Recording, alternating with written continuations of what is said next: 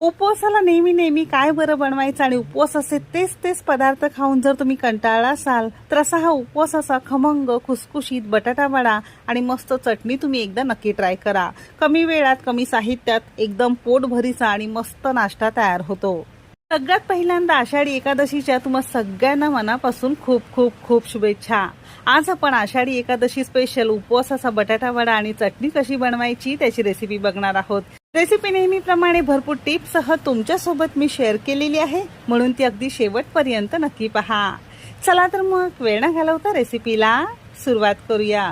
रेसिपीची सुरुवात करणार आहोत उपवासाच्या या झटपट चटणी बरोबर। अशी चटणी जर सुरुवातीला तयार करून ठेवली की मस्त गरमागरम आणि मस्त कुरकुरीत वडे तुम्हाला चटणी बरोबर खाता येतील।